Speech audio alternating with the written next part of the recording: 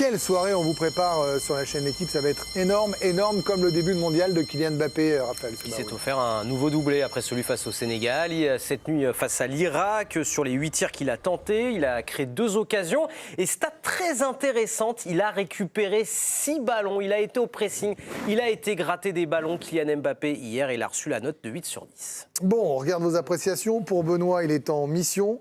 Pour Olivier Rouillet, il est sérieux. Oh là là, dites donc Olivier, vous êtes un peu boring. Très bon travail pour Olivier. Et injouable pour Émilie. Voilà, j'aime bien ce injouable. Quand il est comme ça, il est injouable, Émilie. Voilà, faites-moi rêver. Bah déjà, le premier but. Pétard gyrophare, là, paf, ça part. Non, mais incroyable. Pétard gyrophare. Ah ouais, moi, et là, tu te dis, c'est vraiment quelqu'un. Et il fait taire toutes les bouches, en fait. C'est-à-dire que quel que soit votre avis sur Mbappé, sur le terrain, il vous fait taire. Et j'ai trouvé ça somptueux. Et effectivement, je comprends pourquoi le monde entier parle de ce joueur et pourquoi aussi l'équipe de France est crainte. Je l'ai trouvé hors norme hier, et qu'importe l'adversité qu'il y avait en face. La frappe est belle. Hein. Là, Olivier, si on est juste d'un strict point de vue attaquant, sérieux, c'est un peu austère. Non, parce que moi, je reste dans ce qu'il dit. Je fais très attention à ce qu'il dit et je le trouve, dans le match de hier soir, je l'ai trouvé sérieux, je l'ai trouvé juste, je l'ai trouvé... Il a pas fait de...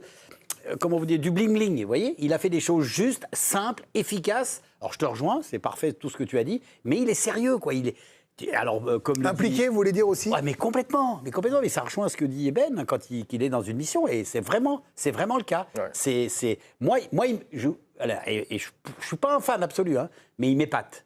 Il m'épate dans son comportement. Ouais, Giovanni Castelli, vous êtes avec nous du côté de Philadelphie, vous avez assisté au match et vous êtes le premier à dire quand ça va pas sur Mbappé, et vous avez aussi l'honnêteté de dire quand ça va bien. J'ai l'impression qu'il a retrouvé le brassard de capitaine, enfin, ou il l'a trouvé tout simplement.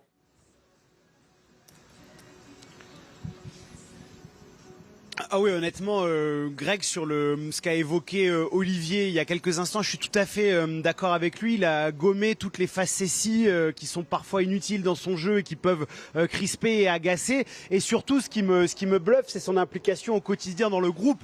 Sur ce qu'on peut voir, sur les retours qu'on a, il arrive vraiment à fédérer cette équipe de France. Son statut ne fait pas l'ombre d'une contestation. Voilà, tous les joueurs sont convaincus que s'il remporte la Coupe du Monde, s'il y a une 3e étoile sur le maillot de l'équipe de France, ça sera parce que Kylian Mbappé aura brillé. C'est souvent le comparatif qu'on a fait sur la Coupe du Monde 2022 où Mbappé avait été très bon dans son coin efficace, mais il n'avait pas su fédérer autour de lui. Je trouve que là, sur les 2 premiers matchs, il a un comportement exceptionnel. Et alors, je ne sais pas si c'est parce que toute l'année, ça lui a chauffé les oreilles qu'on lui dise qu'il soit égoïste, que dès qu'il arrive dans une équipe, elle ne remporte plus de titres collectifs, mais je le trouve métamorphosé, quoi. Benoît, est-ce que, à vos yeux, il est désormais officiellement, aux yeux de Benoît Tremolinas, le 9 de l'équipe de France? Oui, là, clairement, il a marqué les esprits encore une fois hier soir, encore plus hier soir. Surtout, moi, je vais plus aller sur l'état d'esprit. Hier soir, il a vraiment eu un état d'esprit irréprochable. Ouais. On l'a vu faire des courses à haute intensité pour défendre, pour gratter des ballons. Incroyable, tout le monde l'a noté. Pour attaquer. Et voilà, on ne va pas parler de technique, de foot, devant le but, ça reste un tueur. Il a eu quelques occasions. Je pense que sur les prochains matchs, il les transformera et il marquera encore plus de buts. Moi, ce que je retiens, c'est le faciès de Kylian Mbappé. Moi, je le trouve souriant. Je le trouve en adéquation avec Dembélé, avec Olysée. Par moments, c'était même malaisant de voir que c'était aussi facile. De voir les 3 jouer, c'était assez facile. Et moi, ce que j'aime bien aussi chez Mbappé, c'est que là, il emmène tout le monde avec lui. Voilà, là, il se comporte en vrai capitaine. Real Madrid, effectivement, il a marqué beaucoup de buts, mais on ne le voyait pas comme ça, on ne le voyait pas autant courir, on ne le voyait pas souriant sur le terrain. Là, on le voit souriant, donc là, il faut le dire. Quand il n'est pas bon, il faut le dire. Quand il est bon, il faut aussi le dire. Et il a été très bon.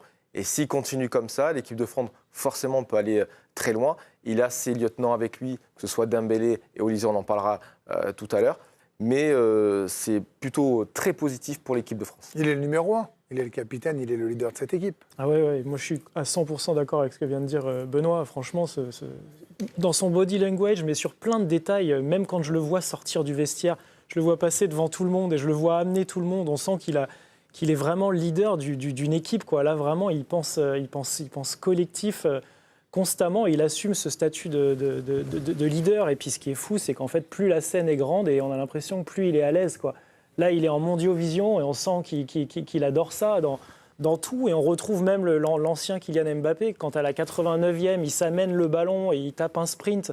Je me dis, mais physiquement, il est costaud, il est très fort. J'ai l'impression de voir un autre joueur. Et là, il est à l'aise. Et franchement, c'est le Mbappé qu'on adore, clairement. Non, franchement, moi, les appels, la capacité d'accélérer là, sur l'action, il envoie la balle un peu à gauche comme ça. On en parlait, Greg. Là, à gauche. Cette action-là, ça va vite. Hein. Lorsqu'il fait un premier dribble, un deuxième dribble, il pousse. Je retrouvais un peu le Mbappé de 2018. Bien sûr. Vous savez, contre l'Argentine, quand il pousse, il frappe il est affûté. Très affûté. Puisqu'on parle d'affûté, on retrouve Giovanni Castelli du côté de Philadelphie. Giovanni, est-ce qu'il est revanchard? Dites-moi tout. Est-ce qu'il en veut aux médias qui l'ont égratigné toute l'année? Vous avez des groupies derrière. Oui, pour le coup, je suis totalement d'accord avec Benoît et non, mais la dame, je sais pas ce qu'elle nous demandait, mais il y a pas mal de gens qui nous demandent des services dans la rue, c'est un peu spécial. Non, mais je suis totalement d'accord avec Ben et Olivier sur le body language quand il est avec ses coéquipiers sur le terrain. Je le trouve libéré. En revanche, dès qu'il est en conf, ou dès qu'il y a une interview, s'il peut mettre une mine en mode je vais pas jouer jusqu'à 40 ans parce que vous m'aurez chassé avant, je peux pas me présenter au présidentiel, tout le monde me déteste déjà assez. On sent que le côté il est pas aimé en France, il est contrasté, il y a beaucoup de critiques autour de lui par rapport aux 2 sacres du PSG, ça l'a quand même pesé et marqué. Giovanni, vous arrivez à vous en sortir en anglais quand même, parce que je m'inquiète un peu pour vous. Je fais petite parenthèse, parce que je sais que votre anglais n'est pas académique. Ça va? Ouais, non, c'est dur. Ouais. Bah écoutez, le matin quand je dois commander mon latte et qu'on me demande si je dois le prendre chaud ou froid, je me retrouve toujours avec un lait d'amande que j'ai pas commandé. Parfois il est froid, parfois il est chaud. C'est pas terrible là-dessus, Greg, je vais pas vous mentir. On va vous donner 2-3 cours, on va vous ramener au plateau, je sais pas, on va se débrouiller, Giovanni. Parce que là, il y a un truc à faire. On va parler d'Ousmane Dembélé maintenant, Raphaël Sebaoun. On attendait en tournant, c'était d'ailleurs le sujet de notre comment hier. Il a répondu présent, un but, une passe décisive. Il s'est créé des situations, il a créé des situations. Il a délivré 400, la note de 7 sur 10 dans le journal L'équipe. Un but, une passe décisive, eh bien c'est la première fois qu'Ousmane Dembélé, dans un même match avec l'équipe de France, est buteur et passeur. On va écouter Didier Deschamps nous parler du match d'Ousmane Dembélé. Vous allez lui lâcher les baskets peut-être, vous allez trouver une autre cible, mais Ousmane, il n'y a pas de souci avec Ousmane. Il doit lui aussi, et je comprends ça, se réadapter à un système dans lequel il ne joue pas toute l'année. À partir du moment où Ousmane se sent bien physiquement, et c'est le cas, après c'est juste des ajustements. Ouais, des ajustements, mais qui ont été trouvés. Pour Benoît, il est enfin lancé, il s'adapte bien. Pour Olivier, il est en progrès pour l'autre Olivier. Et merci, dit Émilie Olivier Bossard. Si Mbappé est à son prime, si Olysée est à son prime, et alors si le Ballon d'Or se met à mettre un but, une passe décisive à tous les matchs, on va commencer à avoir beaucoup de confiance là. Ouais. Et moi, ce qui m'a plu chez lui hier, c'est parce que j'ai trouvé son début de match un peu compliqué. J'ai trouvé qu'il avait raté des dribbles, j'ai trouvé qu'il avait raté des passes. Et là, je me suis dit, mince, est-ce qu'il va encore plonger? Est-ce qu'il va encore sortir un match un peu compliqué? Et ça n'a pas été le cas. Non. Je l'ai vu reprendre le dessus, et alors encore collectivement, j'ai vu les autres même l'amener. On ne va pas le laisser tomber, on ne laisse personne sur le côté de la route. Ils sont tous allés se faire des câlins. Ils sont tous allés le chercher. Et au final, moi, j'ai trouvé que derrière, il y a une belle activité, il y a une passe D, il y a un but. Maintenant, je l'attends dans un gros match. Là, c'était l'Irak. Mais on l'attendait déjà tout court. Non, mais bien sûr. Et du coup, ce que j'ai vu hier, c'était bien. Ah, non, moi, je voudrais que vous m'expliquiez. Benoît, Olivier, Émilie, je vous garde pour le joueur suivant. Ce qu'il fait sur la passe, il me semble qu'il peut frapper. Je veux dire, on est d'accord. Vous étiez égoïste, vous étiez un buteur. Vous étiez égoïste devant le but. Vous auriez frappé à sa place. Pas sûr. Ah bon? Pas sûr. Pas sûr, parce qu'il y a quand même le gardien qui a ce petit déplacement. Et puis, il a vu tout de suite que Mbappé était tranquille. Son geste a été naturel, il ne s'est pas posé de questions. Hein. Je pense que quand même, quand il a vu le ballon arriver dans ses pieds, il n'a pas cherché à comprendre, à dire je vais frapper. Il a vu Mbappé tout de suite et le geste, il est spontané, il est naturel. Oui, ça c'est plutôt le côté instinctif. Ça vous plaît bien que ça joue comme ça en équipe? Oui, c'est le côté instinctif du joueur où il n'a pas réfléchi, il a déjà vu avant où se situait Mbappé.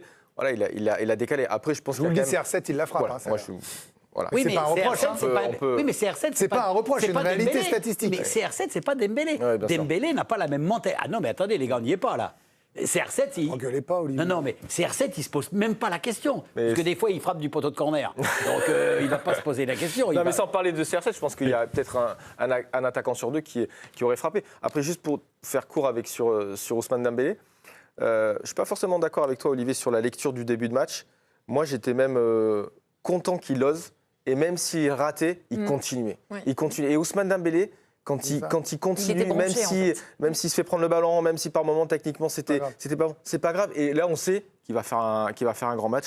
Et on l'a vu hier soir. Et en vrai, je vais vous le dire, on est très content pour lui. Il a une cote d'amour et une sympathie, ce garçon. On est vraiment content pour lui qu'il puisse enfin se révéler quand on a vu ce qu'il a fait avec le PSG ces 2 dernières saisons. On enchaîne avec Michael Olise. Que dire de plus, Raphaël ? Qui a délivré 2 passes décisives. Eh ben, il a bien été sûr. encore important dans le jeu de l'équipe de France. 3 occasions créées. Il a gratté des ballons aussi, grosse activité. 5 récupérés. Et puis techniquement, c'est pas mal. 3 réussis sur 4 dribbles tentés. Il est impliqué désormais sur 12 buts de l'équipe de France lors de ses 19 premières sélections. C'est une première d'être aussi décisive depuis un certain Zinedine Zidane. Comment ne pas aimer ce garçon ? La machine pour Benoît, très très bon élève. Pour Olivier, élève moteur. Pour l'autre, Olivier, génie français, Madame Ross. Ah ouais, vraiment. Je trouve qu'il nous fait regarder le match des Bleus totalement différemment. Son football, c'est beau. C'est de la danse classique dès qu'il a le ballon au pied. Tout est fluide. Il joue avec tout le monde.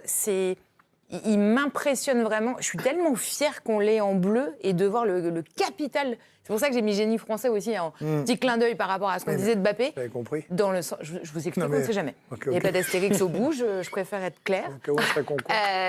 Donc vraiment, ce joueur m'impressionne. C'est devenu limite le métronome de Mais pas à cette la équipe. limite, hein, C'est ça lui, l'est. hein. hein. Bah, Il n'y a pas même pas à la uniquement. limite, bah, pour moi, il Bah, l'est. pas hein. uniquement. Après, enfin, Ah non, mais dans son Attention. rôle d'organisateur, de discileur de passe. en tout cas, tout le monde peut compter sur lui, ça c'est sûr. Et incroyable. trouve- mais en plus, balle au pied, c'est Mais il a c'est toujours, exquis. pardon, mais là, mais il a c'est- toujours le port haut en plus. Oui. Je sais pas comment vous dire. Il est C'est de la Mais moi, danse. je veux dire, c'est le genre de mec pour qui je veux bien Il est payer élégant. 4 fois le prix d'une Ah, place. C'est en un fait. joueur qui est fin, c'est un joueur qui techniquement est au-dessus de tout le monde, il voit avant tout le monde. On a l'impression que quand il se balade sur le terrain, il est beau à avoir joué. Et moi, j'en parlais tout à l'heure avec Olivier, moi je suis persuadé qu'il n'est pas encore à 100%. Ah oui. Moi je suis persuadé qu'il est à 70-80%, parce que par moment, quand il gère un petit peu, je pense que l'équipe de France a le monopole du ballon.